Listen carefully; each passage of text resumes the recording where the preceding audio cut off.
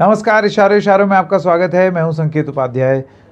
संसद में जब से सत्र शुरू हुआ है बवाल चल रहा है, हम सब जानते हैं। कल हमने जो कार्यक्रम किया था उसमें हमने इस बारे में जिक्र किया था कि अब सरकार कह रही है कि अब आइए महंगाई पर चर्चा कर लें, जिसमें कल तक 24 सांसद सस्पेंड थे। तो लीजिए साहब, आज उसमें 3 और जुड़ गए, यानी कि अब 27 सांसद सस्पेंड हैं। अब तक 27, पता नहीं ये गिनती कहाँ तक जाकर के रुकेगी, लेकिन अब तक 27 सांसद सस्पेंड हैं। लेकिन फिर भी संसद के अंदर बवाल थमने का नाम नहीं ले रहा है। और आज तो कमाल ही हो गया। अब तक तो विपक्ष धरना प्रदर्शन दे रहा था और हो हल्ला कर रहा था और अपनी आवाज़ उठा रहा था, जिसके चलते उनको सस्पेंड किया गया, ये कह कर कि आप अवरोध उत्पन्न कर रहे हैं कार्रवाई में। तो आज तो गजब ही हो गया, क्योंकि अब तक विपक्ष था, आज सरकार ने ही धरना प्रदर्शन दे दिया। और कहाँ? संसद सत्र में, संसद के अंदर स्मृति ईरानी की अगुवाई में आज धरना प्रदर्शन हुआ। सरकार के ही लोगों ने हंगामा किया एक मुद्दे पर, वो है अधीर रंजन चौधरी, जिन्होंने प्रेसिडेंट को, द्रौपदी मुर्मू को, राष्ट्रपति बोलते बोलते राष्ट्रपत्नी बोल दिया। अब इसको लेकर के एक डाउट है। डाउट क्या है कि ये उन्होंने गलती से बोल दिया क्योंकि वे बंगाली हैं, उनकी हिंदी अच्छी नहीं है, जो तर्क वो दे रहे हैं, या उन्होंने जानबूझ के बोला बेइज्जती करने के लिए।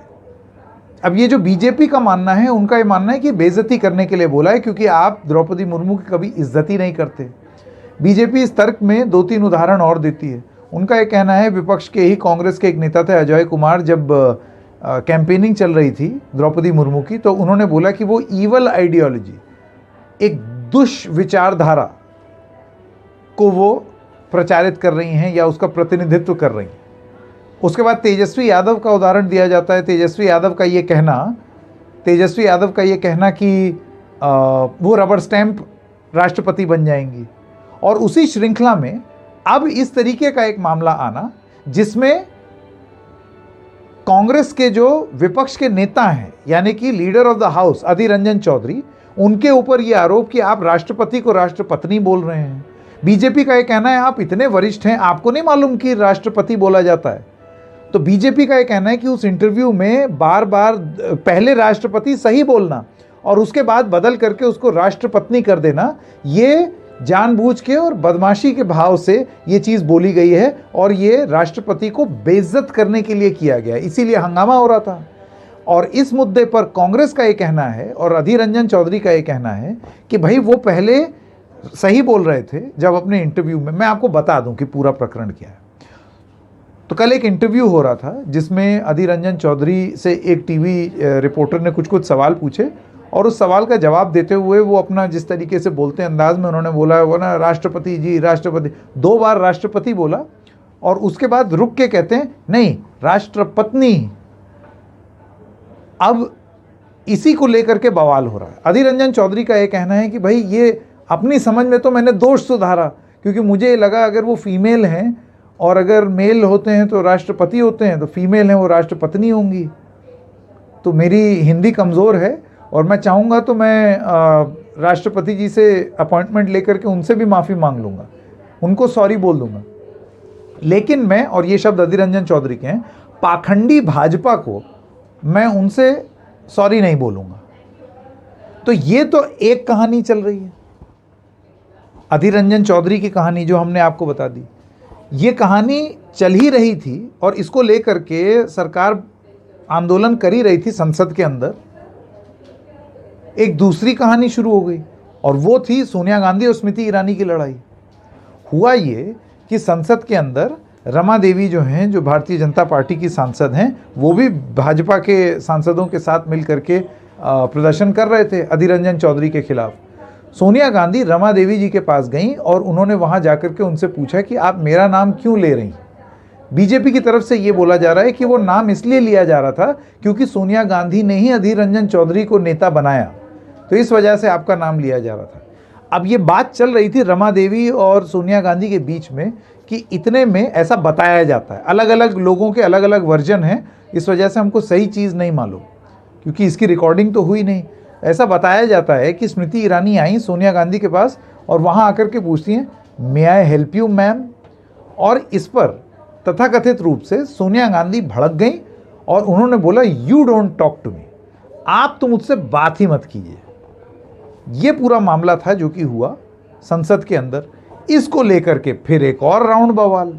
उस एक और राउंड बवाल में निर्मला सीतारमण उतर आई, इधर से कांग्रेस के नेता उतर आए और सबका ये कहना है कि इन्होंने हमको हैकल किया, इन्होंने हमारे साथ बुरा व्यवहार किया संसद के अंदर। उधर बीजेपी वालों का कहना, निर्मला सीतारमण का ये कहना कि बताइए, अगर कोई सांसद और मंत्री आपसे ये पूछ रहा है कि मे आई हेल्प यू, उस पर ऐसे उंगली दिखाना क्या ये सही है? तो ये सारी चीज़ें आज संसद में चल रही हैं। और जानते हैं इन सब की वजह से हुआ क्या?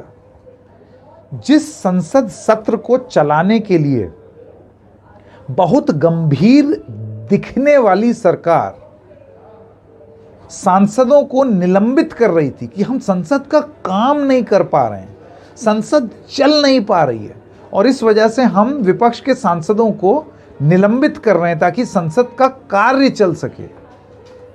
उसी संसद में आज पूरे दिन सरकार की तरफ से आंदोलन हुआ, सरकार ने बवाल किया, सरकार ने संसद नहीं चलने दी। तो इसमें जो एक सबसे बड़ा सवाल हम पूछना चाहते हैं वो तो है ये, 27 सांसद आपने विपक्ष के निलंबित कर दिए क्योंकि वो बवाल कर रहे थे और संसद नहीं चलने दे रहे थे, सवाल पूछ रहे थे अपने। तो आज तो आपके अपने सांसदों ने बवाल किया है। तो क्या स्पीकर लोकसभा में और राज्यसभा में जो अध्यक्ष हैं वो सरकार के सांसदों को भी निलंबित करेंगे? विपक्ष के तो आपने कर दिए, लेकिन आज बवाल तो सरकार ने किया, या सरकार के सांसदों ने, या बीजेपी के सांसदों ने किया। तो क्या बीजेपी के सांसदों को भी निलंबित करेंगे? ऐसा होगा? क्योंकि अगर ऐसा हुआ तब माना जाएगा कि हाँ भाई, बवाल करने के पीछे एकदम जीरो टॉलरेंस नीति है इस सरकार की, कि अपने लोग भी अगर बवाल करेंगे या आंदोलन करेंगे तो उनके खिलाफ भी कार्रवाई होगी। ऐसा होगा या ये मेरे ख्याल की ही बात ख्याल में ही रह जाएगी? बहरहाल आप समझदार हैं, आप ज़्यादा जानते हैं, तो आप क्या सोचते हैं कमेंट सेक्शन में लिखिएगा ज़रूर। तो आज इशारों में बस इतना ही। हम फिर मिलेंगे किसी और मुद्दे के साथ। तब तक के लिए नमस्कार।